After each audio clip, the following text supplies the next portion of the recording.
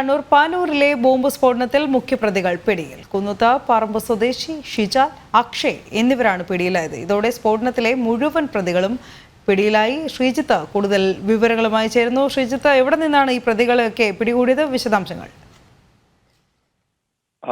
കണ്ണൂർ പാനൂർ മുളയാത്തോടിലുണ്ടായ സ്ഫോടനവുമായി ബന്ധപ്പെട്ട് മുഖ്യപ്രതികളെയാണ് നിലവിൽ പോലീസ് പിടികൂടിയിരിക്കുന്നത്. കുന്നോത്തുപറമ്പ് സ്വദേശികളായ ഷിജിലാൽ ആണ് പിടിയിലായത്. അതോടൊപ്പം തന്നെ ബോംബ് നിർമ്മാണത്തിൽ ആ സമയം അവിടെ ഉണ്ടായിരുന്ന അക്ഷയെയും പ്രത്യേക അന്വേഷണ സംഘം പിടികൂടിയിരിക്കുകയാണ്. സ്ഫോടനത്തിന് പിന്നാലെ ഇരുവരും ഒളിവിലായിരുന്നു. TP വധക്കേസ് പ്രതി ജ്യോതിബാബു നടത്തുന്ന കരിങ്കൽ കോറിയിലെ മാനേജറായാണ് ഈ ഷിജിലാൽ പ്രവർത്തിച്ചു വന്നത്. അതോടൊപ്പം തന്നെ ഡിവൈഎഫ്ഐയുടെ പ്രാദേശിക നേതാവ് കൂടിയാണ് നിലവിൽ ഷിജിലാൽ.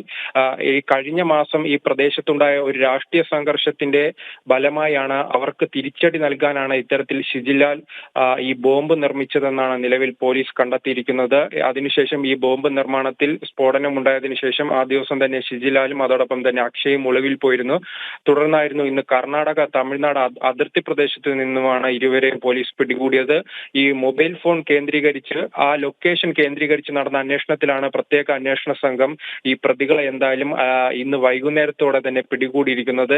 ഇനി ഈ പ്രതികളുടെ മൊഴിയുടെ അടിസ്ഥാനത്തിലായിരിക്കും ഈ കേസിൽ പുരോഗതി ഉണ്ടാവുക. കാരണം ഈ ബോംബ് നിർമ്മിച്ചത് വിനീഷും അതോടൊപ്പം തന്നെ ഈ ഷിജിലാലും ചേർന്നാണ്. ഇവർ രണ്ടുപേരുമാണ് ഇതിലെ കേസിലെ പ്രധാന പ്രതികൾ. ഇവരിൽ നിന്നായിരിക്കും കൂടുതൽ വിവരങ്ങൾ ചോദിച്ചറിയാനും അതോടൊപ്പം തന്നെ ഈ ആരെ ആക്രമിക്കുവാനാണ്, എന്തിനു വേണ്ടിയാണ് ഇത്തരത്തിൽ ഈ പ്രദേശത്ത് ബോംബ് നിർമ്മിച്ചതും അതോടൊപ്പം തന്നെ എത്ര പേർ ഈ സംഘത്തിൽ ഉണ്ടായിരുന്നു, ആർക്കെല്ലാം ഇതിൽ പങ്കുണ്ട്, അത്തരത്തിലുള്ള ഈ കൂടുതൽ വിവരങ്ങൾ അറിയണമെങ്കിൽ ഈ ഷിജിലാലിനെ ചോദ്യം ചെയ്യണം. കാരണം മറ്റൊരു പ്രതിയായ വിനീഷ് സ്ഫോടനത്തിൽ ഗുരുതരമായി പരിക്കേറ്റ് നിലവിൽ കോഴിക്കോട് ആശുപത്രിയിൽ ചികിത്സയിലാണ്. അതിനാൽ തന്നെ വിനീഷിനെ ചോദ്യം ചെയ്യാൻ കഴിയില്ല.